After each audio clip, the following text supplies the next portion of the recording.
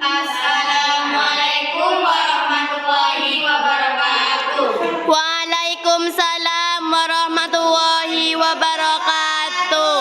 Kami dari kelompok 3 ingin berpresentasi sistem gerak pada hewan.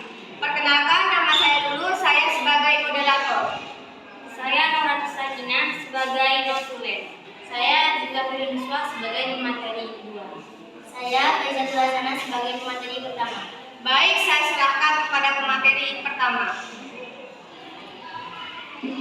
Baik, saya akan menjelaskan tentang sistem gerak pada hewan. Gerak pada hewan. Gerak pada makhluk hidup adalah suatu bentuk reaksi makhluk hidup terhadap rangsangan. Hewan mempunyai alat gerak aktif seperti kaki, sayap, atau silit, sehingga gerakan yang terjadi disebut dengan gerak aktif. Sementara tumbuhan yang tidak mempunyai alat gerak aktif, geraknya disebut dengan gerak pasif. Sistem gerak pada hewan terdiri dari dua hal, yaitu rangka atau tulang dan otot. Ketika keduanya saling berkoordinasi, maka akan timbul gaya otot. Kedua bagian atau organ tersebut merupakan alat gerak aktif dan pasif yang memungkinkan terbentuknya pergerakan. Jika keduanya saling terhubung, maka akan menghasilkan sebuah gaya otot.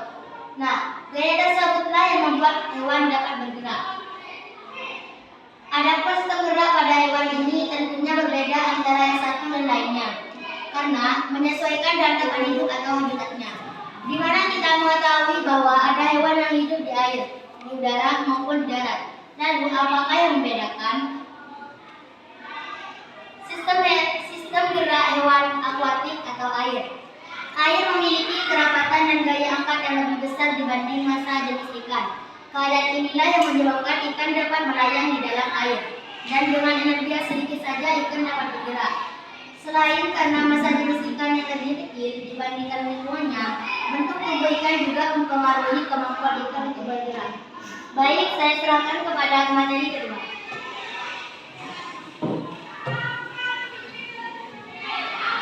Sistem gerak hewan aeralis. Jika direnangkan, tidak mungkin suatu benda dapat melayang di udara. Lalu bagaimana seekor burung dapat terbang? Hal ini dikarenakan gaya gravitasi bumi dapat diimbangi oleh gaya angkat yang dimiliki burung. Sayap yang ia milikilah yang berfungsi untuk memberikan gaya angkat yang lebih besar, sehingga burung dapat terbang di atas ketinggian. Sayap burung memiliki susunan kerangka yang besar, tulang dada serta otot yang kuat. Sistem gerak hewan arborealis atau pohon. Pada beberapa kadar, ular dan amfibi juga dapat terbang atau meluncur. Salah satu jenis kadal yaitu Dracoespe dapat terbang menggunakan patagial membran. Ada ular yang dapat meluncur dan terbang dari satu sisi pohon ke pohon lain dengan cara mengulurkan badan dan melegakan tulang iga. Terakhir, ada juga kata yang dapat terbang dengan melebarkan selaput di kakinya. Sistem gerak hewan terrestrialis atau darat. Hewan yang hidup di darat menggunakan tulang dan otot yang dimilikinya. Otot dan tulang tersebut berfungsi untuk mengatasi inersia atau kecenderungan tubuh kemudian, dan untuk menyimpan energi pegas guna beraktivitas. Hewan yang hidup di darat tidak hanya dengan berjalan, beberapa hewan juga melangkah seperti ular yang menggunakan otot tersebut untuk bergerak di atas tanah. Dari ketiga sistem gerak pada masing-masing habitat, beberapa hewan mampu melakukan lebih dari satu gerakan. Seperti penguin, mereka adalah hewan yang dapat berjalan dan juga berenang di darat. Baik, saya serahkan ke moderator. Apakah ada pertanyaan? Ada. Assalamualaikum warahmatullahi wabarakatuh. Perkenalkan, nama saya Lailatul Mukarramah. Saya dari kelompok 4 ingin menanyakan apa saja gerak sistem hewan. Sistem gerak.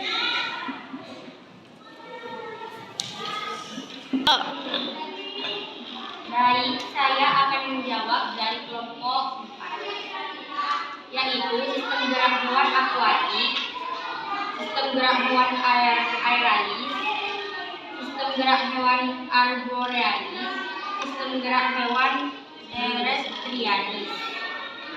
Apakah paham? Paham. Apakah ada pertanyaan lagi? Tidak. ukurannya.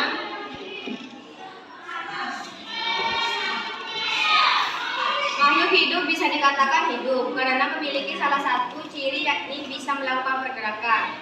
Gerak yang dilakukan pada makhluk hidup pada umumnya digunakan sebagai suatu respon terhadap keberadaan suatu rangsangan yang ada. Terjadinya rangsangan bisa muncul dari faktor lingkungan, luar, dan juga dari faktor dalam seperti halnya tubuh sendiri. Yang menjadi pertanyaan adalah bagaimana tumbuhan bisakah tumbuhan mengalami proses pergerakan? Cukup sekian presentasi